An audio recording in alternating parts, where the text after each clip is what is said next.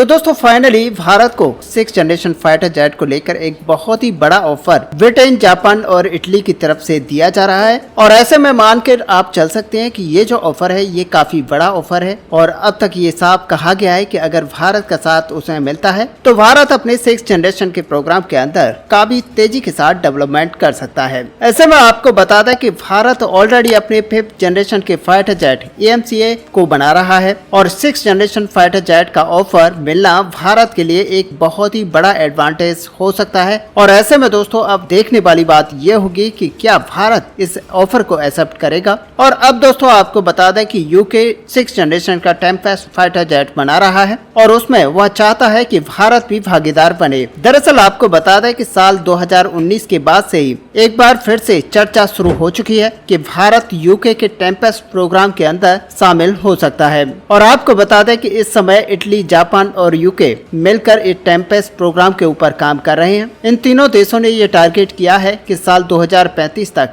इस fighter jet की पहली उड़ान कर ली जाए। और रिपोर्ट के मुताबिक ये खबर यहाँ पर सामने आई है कि इटली और जापान भी चाहते हैं कि भारत भी इस प्रोग्राम के अंदर शामिल हो जाए। इसका पहला कारण यही है कि भारत के शामिल होने के बाद में इस फाइटर जेट की दाम में यहाँ पर कमी आएगी और इस फाइटर जेट को बनाने के लिए करीब 32.5 बिलियन डॉलर का खर्चा आने वाला है।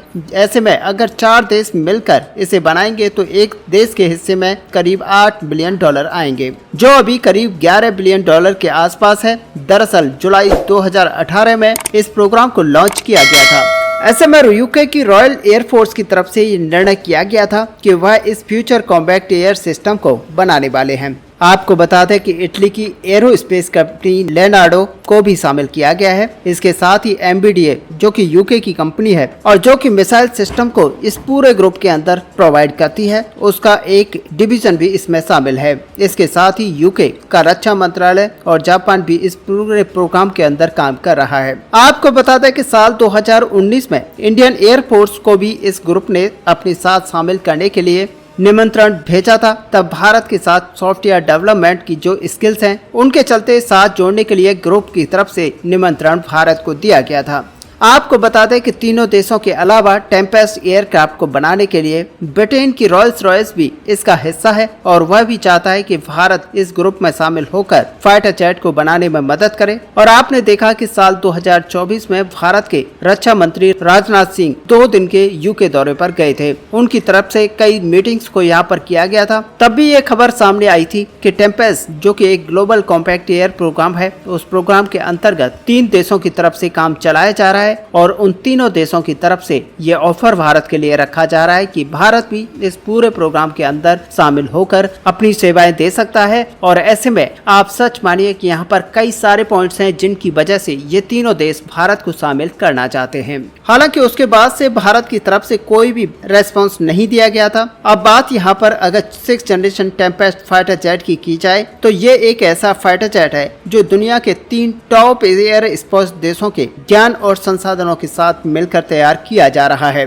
साल 2027 में इसका अनावरण किया जाना है। और जैसा कि हमने आपको पहले ही बताया कि साल 2035 में ये फाइटर जेट अपनी पहली उड़ान भरने के लिए तैयार होगा। और साथ ही आपको बता दें कि ये जो फाइटर जेट होने वाला है वो एक अनमैन्ड फाइटर जेट होने वाला है, यानी कि इसको उड़ाने के लिए किसी भी पायलट की आवश्यकता नहीं होगी। और हालांकि इसको इस तरीके से तैयार किया जाएगा कि ये पायलट के द्वारा भी उड़ाया जा सकेगा। वहीं AI यानी कि आर्टिफिशियल इंटेलिजेंस की मदद से युद्ध में हथियारों को भी कंट्रोल करने की क्षमता इस फाइटर जेट के अंदर होगी। और इसके साथ ही अभी जो हथियार मौजूद हैं, इसके अलावा जो फ्यूचर में हथियार बनने वाले हैं, साथ ही 5वीं जनरेशन के जो हथियार और हवा से हवा में वार करने वाली मिसाइल से ये फाइटर जेट पूरी तरह से लैस होगा। और इसके अलावा ये हाई टेम्परेचर में भी काम करने के लिए सक्षम होगा और साथ ही दुश्मन के आने वाली मिसाइल को पहले ही ट्रैक कर लेगा और साथ ही उन पर निशाना साध कर उनको खत्म कर लेगा।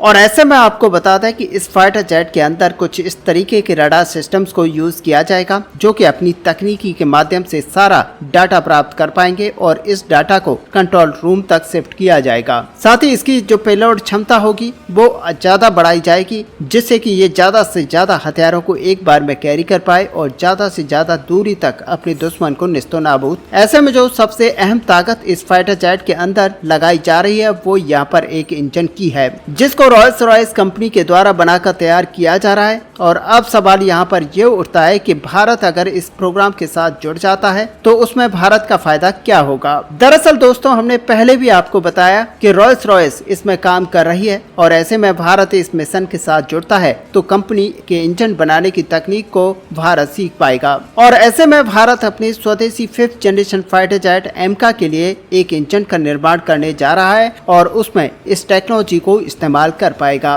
भारत को टेम्पेस्ट प्रोग्राम में जोड़ने के साथ ही एडवांस टेक्नोलॉजी के बारे में भी पता लगेगा और इससे भारत अपने स्वदेशी हथियारों की कई समस्याओं का निवारण कर सकता है। अगर भारत इस प्रोग्राम में शामिल होता है तो वह बाकी देशों के साथ अपने रक्षा संबंधों को और भी ज्यादा मजबूत कर पाएगा। 6ठी जनरेशन के फाइटर जेट के साथ ही भारत की जो भागीदारी है वो इसकी एयर पावर को बढ़ाएगी और इसके साथ ही ग्लोबली भारत एक बड़े प्लेयर के रूप में सामने होकर आएगा। अब ऐसे में दोस्तों यहाँ पर आपके मन में कई सारे सवाल होंगे कि आखिरकार भारत ने इस प्रोग्राम को अभी तक ज्वाइन क्यों नहीं किया है। तो दरअसल आपको बता दें कि भारत की तरफ से मेक इन इंडिया को प्रायोरिटी दी जा रही है और ऐसे में भारत अपने डिफेंस टेक्नोलॉजी के मामले में खुद को आत्मनिर्भर बनाना चाहता है। और साथ ही आपको बता दें कि भारत इस फाइटर जेट के मिशन से जुड़ता है तो उसके लिए कुछ लिमिट्स यहाँ पर सेट की जाएंगी और जिन लिमिट्स के लिए भारत इस पूरे प्रोग्राम के अंदर जुड़ना नहीं चाहता। ऐसे में दोस्तों इस टॉपिक को लेकर आपका यहाँ पर क्या व्यू है, आप अपना व्यू हमें कमेंट में लिखकर जरूर बताएं। साथ ही अगर वीडियो आपको अच्छी लगी हो तो लाइक और शेयर करना ना भूलें। मिलते हैं नेक्स्ट वीडियो में, तब तक के लिए जय हिंद जय भारत।